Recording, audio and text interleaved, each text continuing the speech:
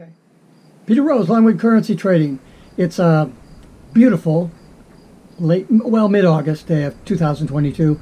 We got some rain maybe coming in today. And before I get on with the topic I wanted to cover, which is trading mini lots, is the same as trading a six-figure account. I need some coffee, but I'm not going to bore you with me brewing the coffee and pouring it. I'm just going to flash back and start talking. All right. I got the coffee. I'll be right with you. All right, let's talk about mini lots. Look, the primary goal that everyone wants to do is trade a six-figure account. And so my channel is geared for helping four-figure account size holders and low five-figure account size holders techniques and thoughts and methodologies in order to get ready to trade that big six-figure account. My process is not so much making smaller accounts larger in order to get to the six-figure account, but rather maintaining a consistent approach to your trading all the way through. And as you get better and more confident in your trading, you up your lot size. So for example, once you get comfortable trading a mini lot, you upgrade to a full lot. Now, if you're having a hard time conceiving of going from a $1,000 account level to a $10,000 account level, and these are U.S. dollars, if you're in a country where $1,000 a U.S. is like $20,000 in your money, effectively, you know, my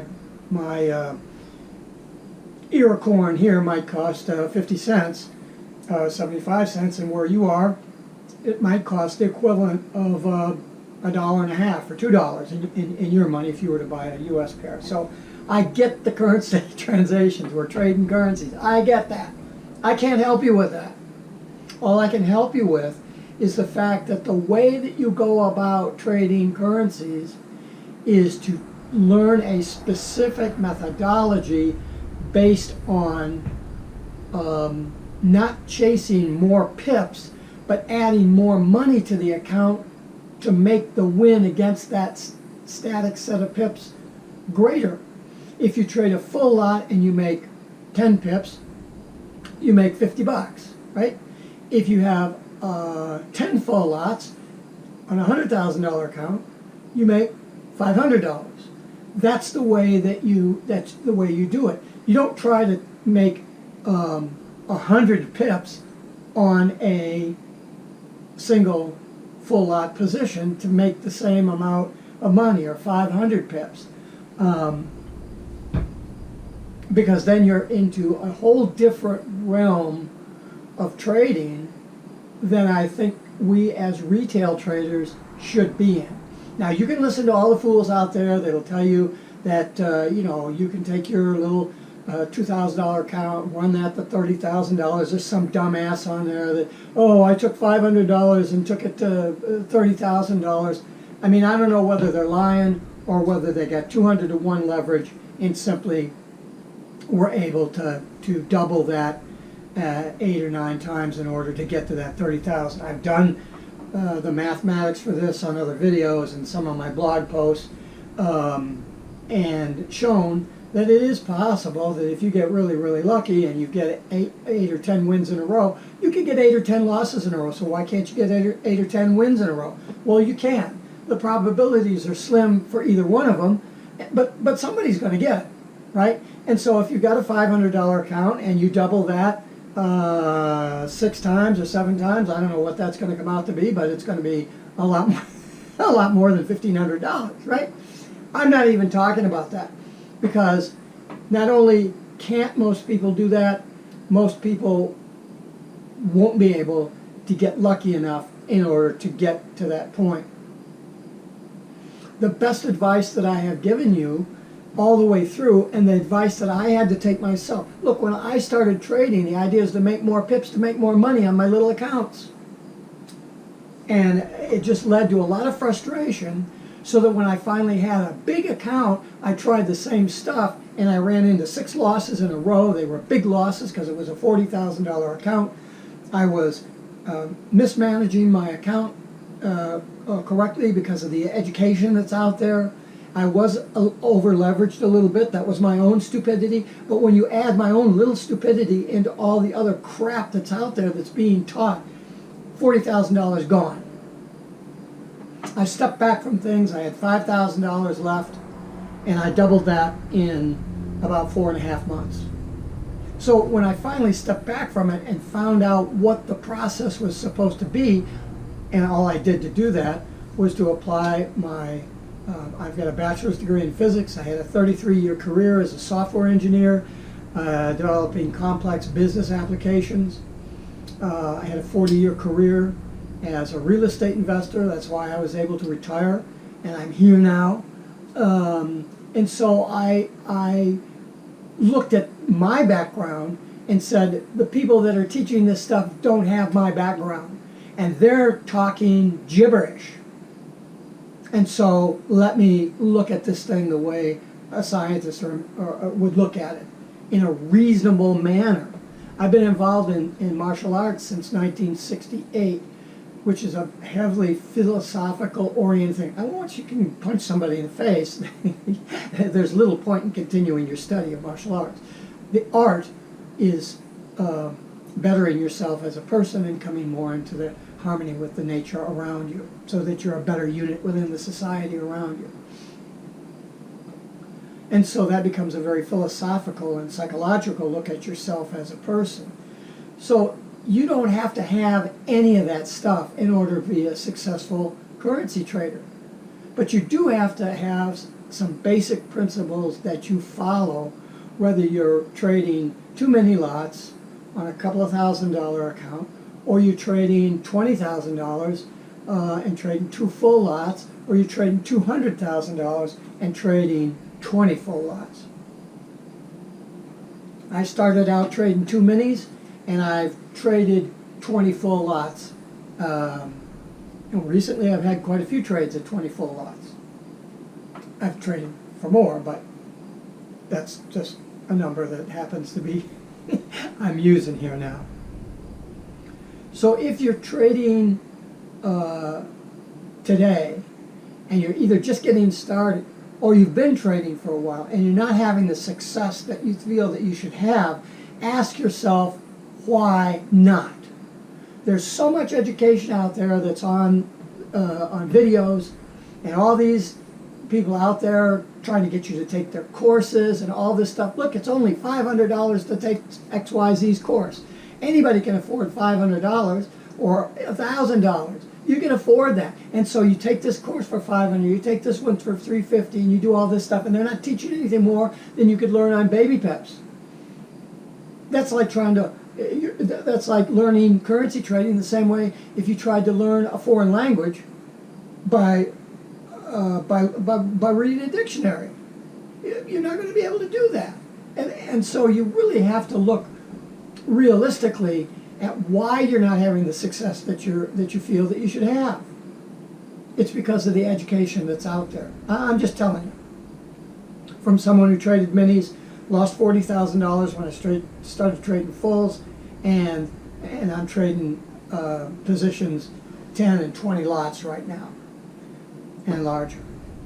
So I've been the spectrum, and I've lost the money, and I can attribute it directly to the education. By being somebody who has physics background and a mathematics, I almost got a minor in mathematics, I understand the necessity for having not only rules, but also principles. The rules are covered by the mathematician, the principles are covered by the physicist.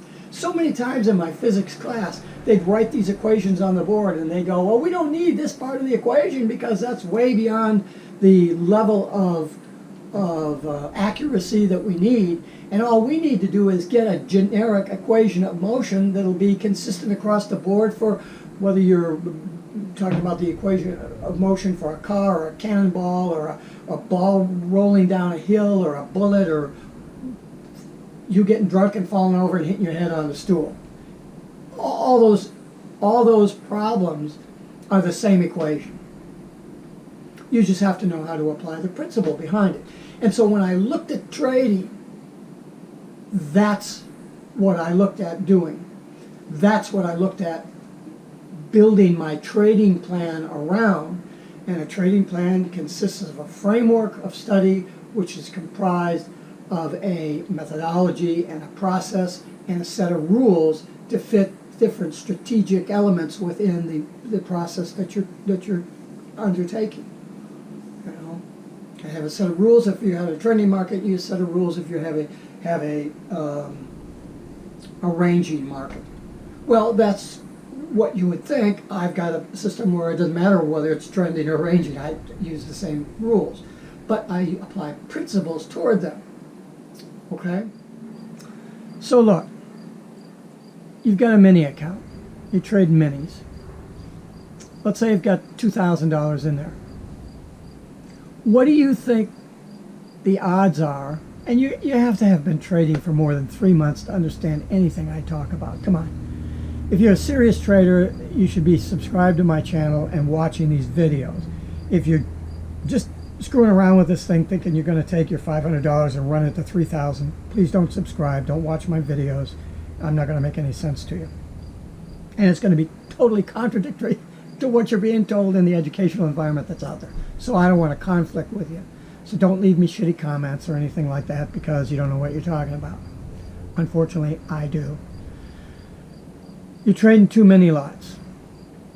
So you've got the equivalent of whatever currency it is that you have to trade that, which would be $2,000. Let's just talk about $1,000 because then you can translate it to 1 mini lot, 5 mini lots, 50 full lots. It doesn't make any difference. The math has got to stay the same. That's what I learned from my physics background, is that the math that you develop should be convertible into all the different situations that you're going to come up with. F equals ma, when you use the calculus version of it, and then you're breaking into differential equations and later in solving those problems, it ends up with it being the same thing, F equals ma. It's just the way that the equation needs to be structured based on the thing that you're looking at. If you're studying the motion of a cannonball, you're going to get a parabolic result set. If you're looking at a ball rolling down an inclined plane, it's going to be a static, 25-degree incline with the static resistance of the board or the concrete or rubber or whatever the material is that you're rolling the ball down. Okay? And so the principles that you discuss at the $1,000 level that I would teach for somebody trading one mini lot are exactly the same that you would use in trading, let's say, 10 full lots on a $100,000 account. Now, there is a small difference. The difference is not in the trading or the strategy or even the tactics. It's that as you increase the size of your bank so that you're trading more full lots, then the idea is to protect that and stage in so that you, let's say you were trading a $30,000 account and you've been all in, all out on that $30,000. In other words, you go in at entry with 3 full lots and you pop out with 3 full lots. If you're trading 8 full lots on an $80,000 account, do you want to be all in on an $80,000 bet and come out all with an $80,000 amount of money? If you're trading for the same 10 pips from a $30,000 to an $80,000 account, obviously you're going to make more money because you are putting more money in. I did some math. I was talking about someone who had contacted me about this process of staging. And we worked out, quite frankly, that if you're staging a 10-lot position, I went back and looked at the notes.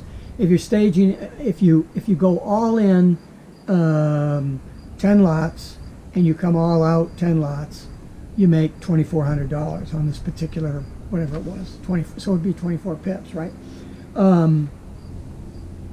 However, if you stage those in over a certain distance. In other words, you go in with 3,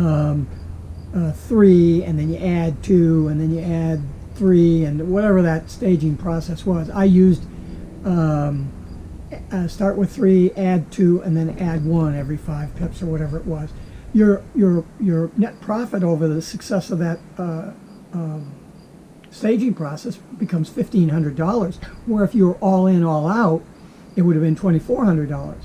So, you know, you're almost twice the amount of money by going all in, all out. And that just makes sense, right? Well, what happens if you went all in with a 10 pip stop with $100,000? You're $1,000 out. You do that 3 times in a row, which is not unlikely, you're $3,000 out. You're going to get nervous. And so that's why you begin to stage lots in. And that's the only difference between the trading of the single all-in, all-out methodology versus trading with a small account with beginning to stage. Well, where do you begin to stage? Well, I don't know. You stage around, I think when you have 5 full lots, you could probably stage those in, go in with 2, add 1 all the way up, and you're fine. Even if you lost 6 times in a row, you'd be okay. And I always base my entry risk on 6 losses in a row, because statistically, because I trade a lot, I'm going to hit those 6 losses somewhere along the line. Now, I've had losses through the first of this year, trades that are positions on a daily basis that have lost, or I've had carry trades that have been in high negative area, but closed positions, I haven't had a losing day yet. So if you run into those six losses in a row, even during a day's period of time, you're probably not going to be able to make that up in the course of the day. So I've been very fortunate, but the fortunateness of it is adapting correctly in a strategic sense, using the same foundation methodologies that I have, but simply that all-important, when do you do something? There are 3 things that you have to keep in mind, whether you're trading a single mini lot or a $200,000 account. What do you do? How do you do it? And the most important thing of all is, when do you do it? And boys and girls, nobody out there teaches when. You can look at a chart and go, oh, well, when this price crosses this moving average line, that's when I go in. That's the when. No, that's not the when. You would think that would be the case, but that's not the when. Why is that? Because if you're basing anything on an indicator as to when you're going to do something, you're wrong from the get-go, because that indicator is showing you delayed pricing. You're not working off the current price level when you do that. I mean, that's mathematics and stuff, and it's a consulting process that I would go through with someone, and I've talked with people about it. Nobody believes me, and that's all right. The people that do, they come out okay. If you don't have a lot of patience, by the way, in your trading, then you shouldn't probably be listening to my channel or thinking about taking any courses or consulting from me, because it demands that if you're going to trade one mini lot, you want to be able to trade that one mini lot the same way you're going to trade 3 full lots. And those are exactly parallel. There's no staging at the 3 full lot level. Nor should there be any staging at the 3 mini lot level, because if you're trading mini lots, you want to make as much money as you can. You don't want to be safe with the mini lot by saying, oh, I could have got this 20 pips. I could have made $20 on this one mini lot, because one mini is $1 a pip, yeah. And so I make $20. That's great. That's 2% on my bank, or yeah. And so that would be wonderful. But now I'm instead I'm going to break those up into micro lots, and I'm going to stage those in over those 20 pips, and instead of making 20 bucks, I'm going to make $10.50. That doesn't make any sense at all.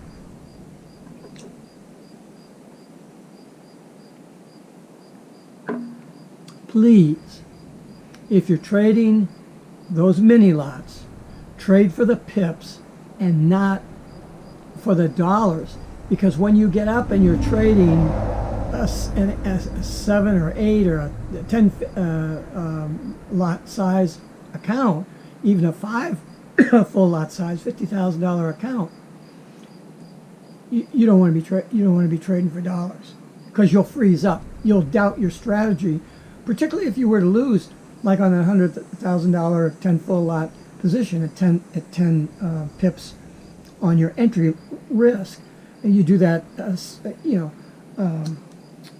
6 times in a row, you're $6,000 out, and you're going to go, it's just going to suck the air out. From a percentage-wise, the loss on $100,000 is the same as anywhere else if you proportionalize your bank to your trade size. In other words, not over leveraged. You're okay. But from a psychological standpoint, it'll just suck the wind right out of you. So there's no difference. Trust me on this. There's no difference in trading a $1,000 account to a $100,000 account, except when you trade the larger account sizes, you're going to be staging those lots in. But your entry analysis is the same. Your position management only changes by how you're going to structure your staging. And your exit methodology doesn't change. Because when you go out, you go all out, regardless of whether you're trading 1 mini or you're trading 10 full lots that you've staged in. When it's time to get out, it's time to go all the way out. Peter Rose, Longwood Currency Trading. Have a great day and have a great trading day.